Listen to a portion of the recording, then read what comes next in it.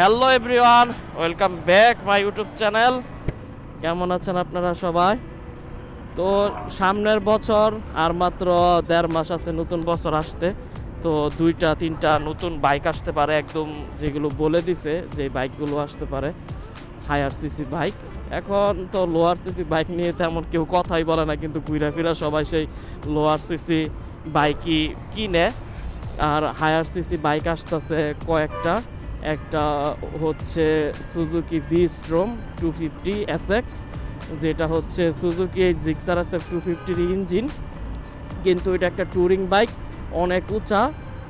ওইটা একটা touring bike. আরেকটা আসার সম্ভাবনা আছে হন্ডা 200X, ওইটাও একটা ট্যুরিং বাইক, ওইটাও অনেক সুন্দর একটা বাইক, কিন্তু হন্ডা ওইটার সম্পর্কে কিছু বলে নাই। কিন্তু আমি একটু জানতে পারলাম আমার বিশ্বস্ত সূত্র থেকে যে হন্ডার 200Xটা আসার সম্ভাবনা আছে, যেহেতু হন্ডা এখনও তেমন কোনো হায়ার সিসি বাইক লঞ্চ করে নাই।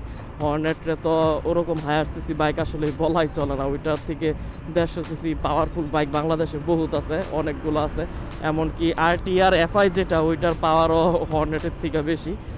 আর একটা বাইক লঞ্চ হচ্ছে হিরোর এক্সপালস, এটা অনেক ডিমান্ডিং একটা বাইক বাংলাদেশে, আর ইন্ডিয়াতেও অনেক চলতেছে এই বাইকটা। 210 সিসির একটা বাইক, খুবই সুন্দর বাইকটা। ইন্ডিয়াতে ভালো পরিমাণ হাইপ ক্রিয়েট করছে এই বাইকটা। তো ওইটা আসলে বাংলাদেশে ওইটাও ভালো মতো চলার সম্ভাবনা আছে। তো হিরো নিজেই আজকে এক্সপালস শো করছে, 2-1 দিনের মধ্যে এক্সপালস শো করছে তারা, যে তারা এক্সপালস বাংলাদেশে আনছে, ম্যানুফ্যাকচারিং চলতেছে, তারা এক্সপালস শো করে দিছে। এক্সপালস তো আসতেছে, এক্সপালস আরও আগেই আসার কথা ছিল, কিন্তু বিভিন্ন কারণে এক্সপালস লঞ্চ হয় নাই। তো দাম ভালো দিলে এক্সপালস চলার সম্ভাবনা বেশি আছে। আর হন্ডা সিবি 200X এটাও বেশি চলবে, কিন্তু সুজুকির 250 এসএক্স আমার মনে হয় না তেমন বেশি চলবে, কারণ সেম ইঞ্জিন জিক্সারের আর ওইটার মধ্যে, তাই আমার মনে হয় না ওইটা চলার সম্ভাবনা আছে।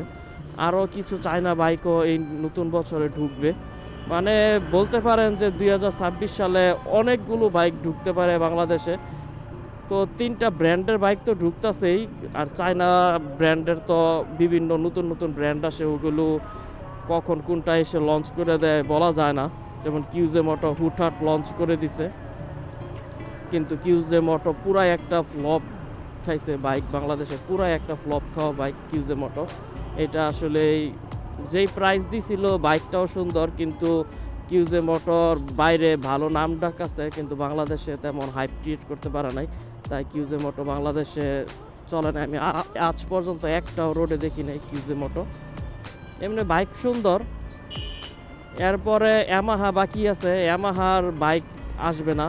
অনেকে R3-র কথা বলে, কিন্তু R3 আগামী 4-5 বছরও আসবে না। আর ইয়ামাহা FZ25 নিয়েই বেক খাইতেছে, তারা ওইটারে চালাইতে খুব কষ্ট হইতেছে FZ25-কে। তারা আপাতত 2-3 বছর, 3 বছর না হইলেও 2 বছর আপাতত কোনো বাইক লঞ্চ করবে না। আর সুজুকিও ভি-স্ট্রম এসএক্স ওইটা লঞ্চ করার পরে সুজুকিও করবে না। বাংলাদেশে হায়ার সিসি বাইকের তেমন কোনো ডিমান্ড নাই, যেগুলো বাইক লঞ্চ হয়েছে এগুলো লঞ্চ হওয়ার পরে কোম্পানি দেখছে। আর যেহেতু বাংলাদেশে সব কিছু হচ্ছে ডিস্ট্রিবিউটর, অফিসিয়াল কোম্পানি আসে না, তাই সব ধরনের বাইক আসলে লঞ্চ হবে না। অফিসিয়াল বাইক যদি আসতো, অফিসিয়াল কোম্পানির যদি আসতো, তাহলে অনেকগুলো বাইক আসতো, যতগুলো বাইক আছে সবই আসতো। তখন তারা ভাবতো না কি চলবো কি চলবো না, অত্যন্ত হলেও প্রি অর্ডার নেওয়া হলেও তারা বাইক নিয়ে আসতো বাংলাদেশে, যা ইন্ডিয়াতে তারা করে, ইন্ডিয়াতে পাকিস্তানে যা তারা করে। তো দেখি কি কি বাইক আসে, প্রাইস কেমন হয়, অবশ্যই সবগুলোর ভিডিও করব, টেস্টেড ভিডিও দিব অবশ্যই ইনশাল্লাহ। তো চ্যানেলকে অবশ্যই সাবস্ক্রাইব করবেন বন্ধুরা। আজকের ভিডিও খুব শর্ট ভিডিও দিলাম, চিন্তা করলাম একটু আপডেট দিয়ে দেই, অনেক তো দিন হয়েছে একটু হায়ার সিসি বাইকের আপডেট দেই না। তো এগুলো কনফার্ম, একদম কনফার্ম বাইক আসতেছে। ও আর একটা যেটা সবচেয়ে ডিমান্ডিং বাইক, যেটার কথা তো আমি বলেই নাই, সেটা হচ্ছে হিরো এক্সট্রিম 250R, যেটা বাংলাদেশের সবচেয়ে পাওয়ারফুল 250 সিসি বাইক হবে, এমনকি 300 সিসির মধ্যে সবচেয়ে বেশি পাওয়ারফুল বাইক হবে, যেটা 161-62 পর্যন্ত টপ স্পিড ওঠে, এরপরে লিমিটার লাগে। ওইটাও লঞ্চ হয়ে যাবে আপনার মার্চ এপ্রিলের মধ্যে, ওই বাইক লঞ্চ হয়ে যাবে।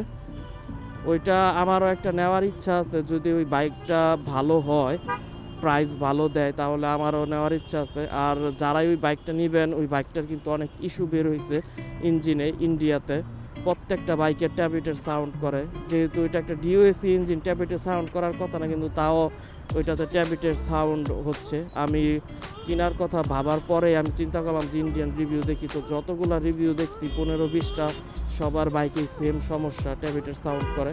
তো আপনারা ওইটা ভালোভাবে এখন থেকে ঘাটাঘাটি করেন, যাদের হিরো এক্সট্রিম 250 নেওয়ার ইচ্ছা, ওইটা ঘাটাঘাটি করার পরেই আপনারা ওই বাইকটা নিয়েন। আমার মতে এটাই ভালো হবে, কারণ হিরোর আপনার এক্সট্রিম, কারিজমা, কারিজমা 210 এগুলোর রিসেল ভ্যালু কিন্তু একবারেই পড়ে গেছে।